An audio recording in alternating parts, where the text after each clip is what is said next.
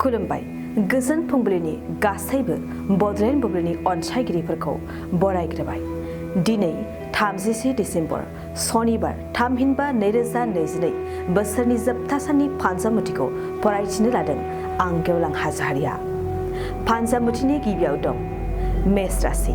बिसि फिसायनि गेजेराव सोमोन्दोआ मोजां जानाय नङा। हरखाब जेंनानि थाखाय बिसि फिसायनि गेजेराव रागा जोंलायगोन। वृष राशि। सोलोंथाइ लानायाव मोजांसिन सम। सोलोंथाइनि गेजेरजों मुं गोसारगोन।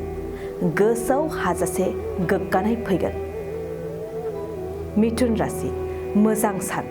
थांखि आरो मिजिंआ जाफुंसारगोन। हास्थायनाय सिमांआ जाफुंसारनायाव हाजासे रंजागोन। कर्कट राशि। सुथुरा नोंखौ अनफिनगोन। लोगोफोरजों मोजां गोरोबफिनगोन। साननाय बायदि जाफुंगोन।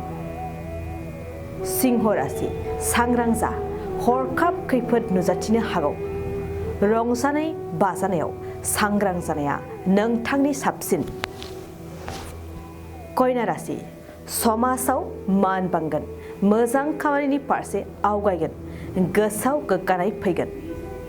तुला राशि। देहानि फारसे मोजां। बेमार आजारनिफ्राय रैखा मोनगोन। देहानि गोहो बोलो फैनायजों खुसि जागोन। वृश्चिक राशि। मोजां खामानि मावनो गोसो जानाय नङा। गोसोआ इनाय खामानि मावगोन। गाज्रि नोजोर लाखिगोन। धनु राशि। नखराव दावराव दावसि जागोन। नखरनि सुखु गोजोना खहा जागोन। सुखु गोजोनखौ हास्थायब्लाबो मोननाय नङा। मकर राशि। फालांगियाव मोजां सान। दोहोन मोननायनि खाबु दं। जायखिजाया फालांगियावनो मुलाम्फा गोनां जागोन। कुम्भ राशि। गोसोआव मानोबा गिनाय फैगोन। गिनाय गोसोजों खामानि मावनो हानाय नङा। समखौ ओरैनो बारहोहरगोन। मीन राशि। देहानि थाखाय मोजां। देहानि बेमार आजारा हामगोन। गोसोजों देहाखौ लानानै गोसोआव गोजोननाय फैगोन। दिनै सानसेनि राशि फरायथियाबो एसेनोसै। आसा खालामो गासैनिबो जिउआव दिनैनि साना मोजाङै मोजां थांगोन। बेखौ बडलेण्ड बुब्लि नखरनिफ्राय मिजिंथिबाय। गोजोन्थों। नोंथाङा सानाय सुनाय बेरामनि जेंनायाव गोग्लैदों नामा? जुदि नोंथाङा सानाय सुनाय दंब्ला जिंगासिनांगौ गैया।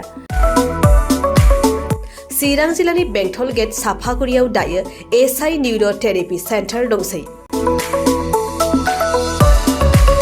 बे थेरापि सेन्टाराव नोंथाङा गोरलैयैनो देहानि सानाय सुनायखौ फाहामथाय लानो हागोन। बे आथिं सानायानो जाग्रोदों। ओमफ्राय जानाया एसे सिगांनिफ्रायनो जाखादों। ओमफ्राय बिदिनो गुबुन गुबुन मुलि जाबाबायदों। ओमफ्राय हामाखै। दिनैनि ट्रिटमेन्टआ नङा आङो एसे मोजां मोनसिनबाय। जेरै सिं सानाय, आफादावरि सानाय, मोदोम जरा सानाय, आइजोफोरनि जेंना, खर' सानाय बायदि बेरामखौ फाहामनाय जायो। लोगोसेयैनो बे सेन्टाराव थानानै फाहामथाय लानो हानायनिबो सुबिदा खालामदों। नोंथांमोनहा एसआइ निउर' थेरापि सेन्टाराव फाहामथाय लानो गोसो दंब्ला नैबे मबाइल नम्बर 7620160459 नङाब्ला 9476977956 आव थोंजों सुलाद लानो हागोन।